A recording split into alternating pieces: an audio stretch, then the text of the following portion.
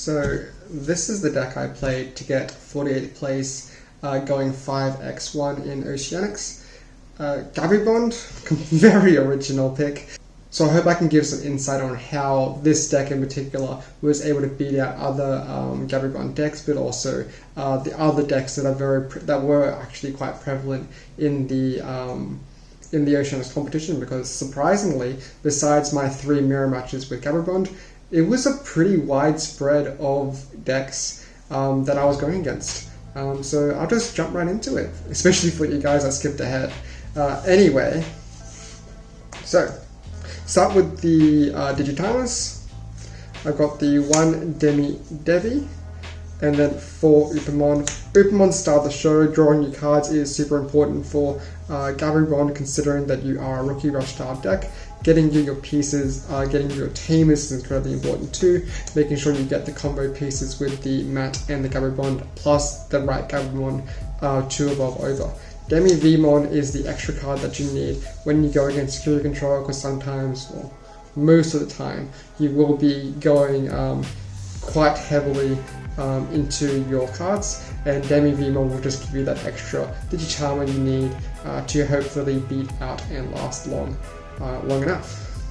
Plus that extra 1000 is super important to give Octomon when Octomon hits to your security with the extra 1000. Especially in the mirror match, it won't be dying to anything except a Gabumon. So getting that extra security hit and it living next turn is very important.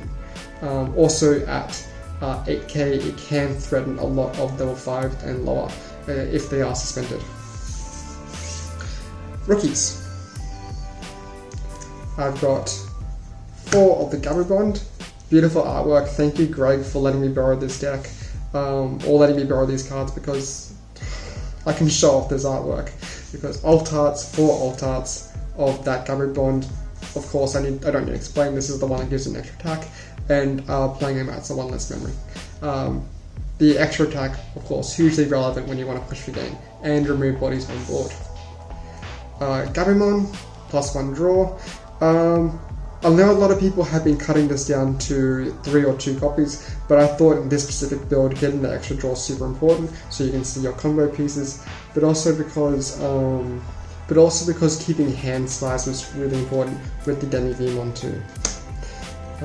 So 4 of those, and then 4 of the EX1 Gabumon. This will round up the Gabumons, so 12 Gabumons.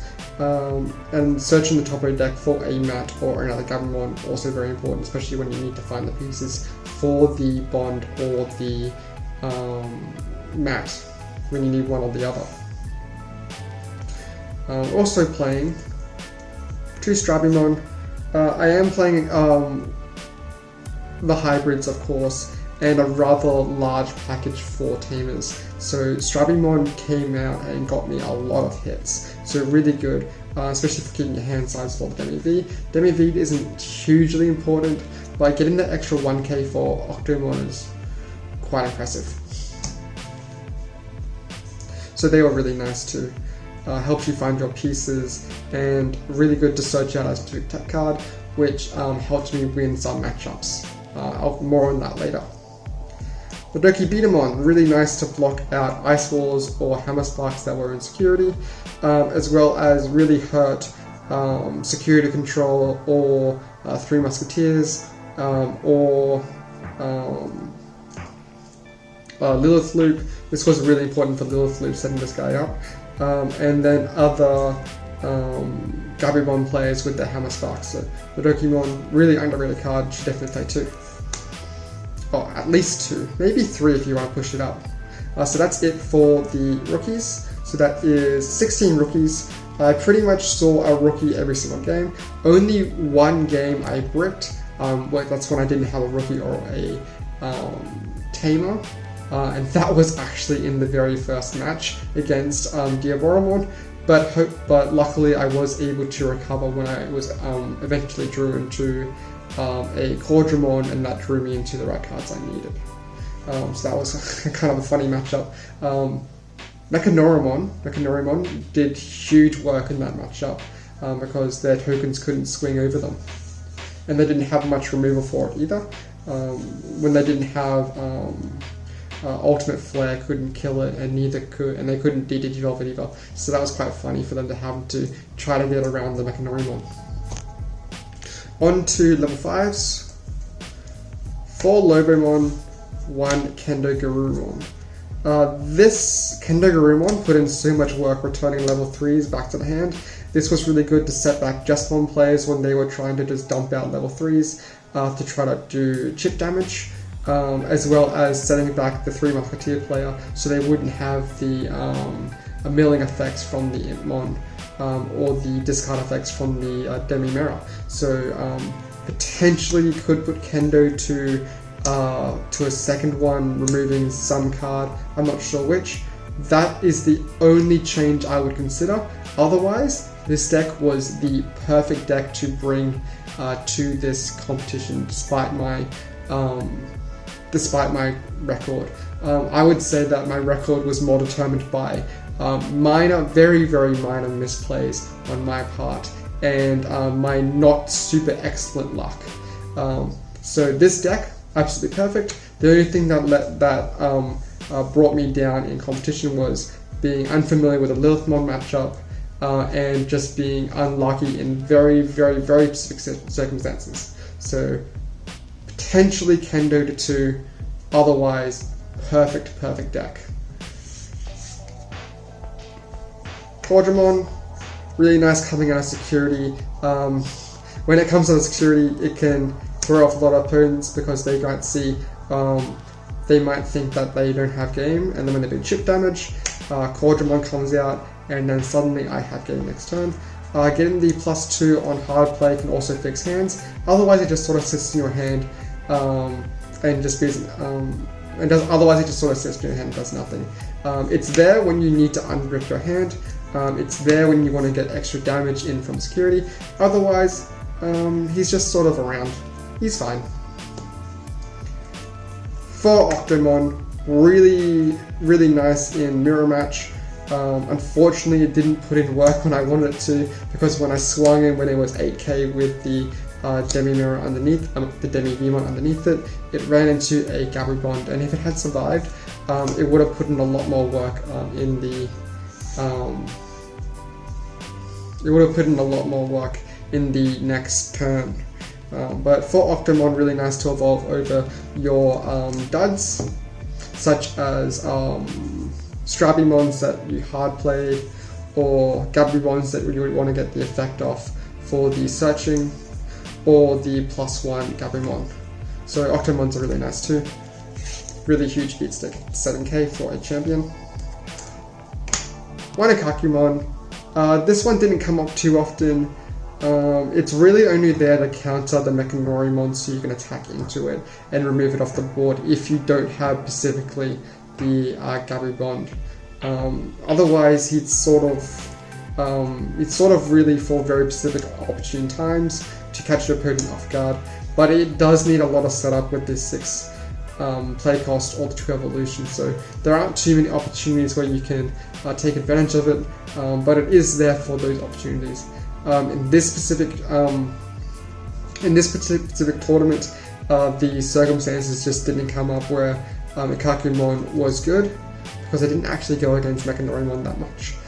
So potentially you could swap Ikakumon for the Kendo, but I think for the niche circumstances where Ikakumon needs to shine and remove bodies that are threats, then you play the Ikakumon. Wrapping up the Digimon, 4 Bond. You know what they are. Beautiful alt arts. Thank you, Greg, for letting me borrow this. Actually, I shouldn't say wrapping up the Digimon, because I still have 2 Mechanorimons. This Mechanorimon won me maybe 5 games just by itself.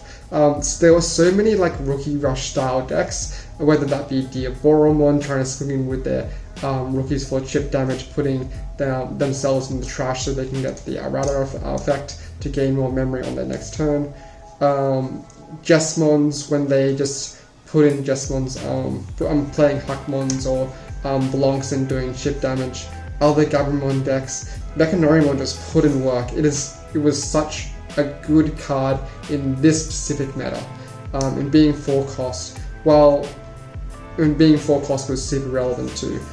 There just weren't a lot of ways for opponents to remove it, and the opponent just wasn't going to see it coming, especially when they think Gabumon doesn't have blockers. Surprise, they do. Onto the Tamers. Format, really nice. You know you need to play 4. 3 Davis, super standard 2. Helps you find cards, helps you unbrick your hand, and helps you find the right combo pieces so you can keep going. 1 Sora Joe. So Sora Joe is really important against specifically your security control matchup. This deck was heavily teched out against security control, or maybe not heavily, but it did have 3 specific cards I played to counter security control, because security control, you don't want to go into time, because if you go into time, then to draw, and if to draw, then it's just sort of a wasted, wasted points. So Sora Joe, when your opponent is hard playing their cards to get the on-play effects, Sora Joe sort of punishes them, so you get the bonus 2 memory, which is really nice. Pairing up the Sora Joes, I'm just going to jump ahead in my options, is the Absolute Blasts. So Absolute Blast has the effect where it trashes 1 from the bottom of a Digimon, from your opponent's Digimon sources, and then it can put to the bottom of the deck a Digimon that has no sources. So this was specifically really, really good against 3 Musketeers and security control, putting their big guys at the bottom of the deck, removing threats, and Sora Joe also facilitated that, so you can swing, remove sources, and then set up the Absolute Blast. This specific combo didn't come up today, and there weren't actually a lot of opportunities for them to come up if I had the right cards in my hand. But Absolute Blast put in huge work against those matchups, and so did Sora and Joe. So they were really nice combinations too. And then super obvious, 2 Hammer Spark and 4 Ice Wall. This is the correct ratio. Even though of course Ice Wall is going to be banned in just a couple of weeks, well, not banned but limited in just a couple of weeks. Ice Wall is just the most stupidest, brokenest card that has ever existed in Digimon. It's rightfully getting limited, just like Hidden Potential Discovered. Unlike Hidden Potential Discovered, this specific meta game runs wild with Ice Wall. If Hidden Potential Discovered was at 4, then it would go wild, but at the time where Hidden Potential was released, green wasn't as ridiculous as blue Gabumon is now. Of course, green can put in work with Hidden Potential now, if it was at 4, but not at the rate it was when Hidden Potential was released. Anyway, 4 Ice Wall and 2 Hammer Spark, correct ratios.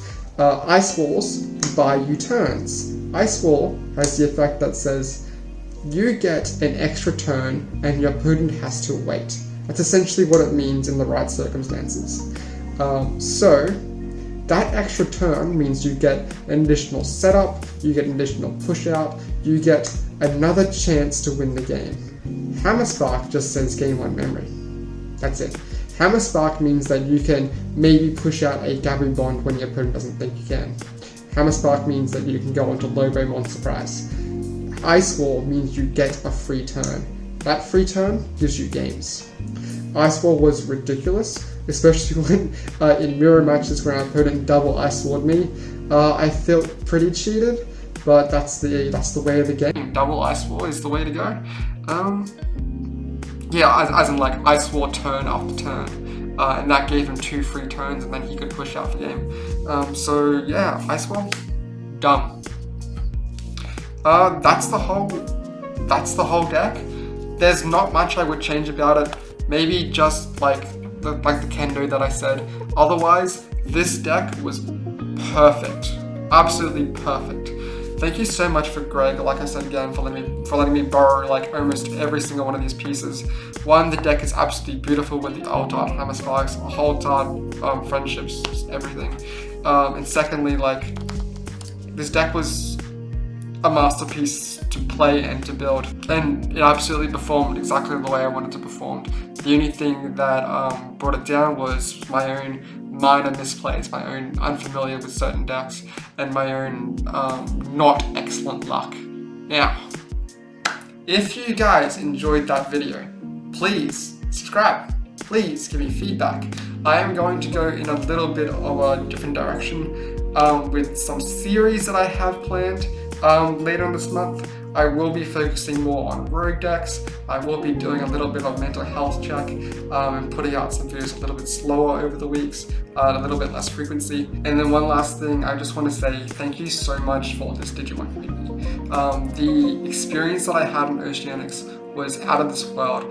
I would never have believed that a nationals level event would be so friendly and so welcoming. It's absolutely crazy, and it's nothing like it. I've never experienced anything like it. So thank you so much for this Digimon community and for letting me be part of it. Yeah, that's about it, guys. Give me some feedback and I'll see you next time.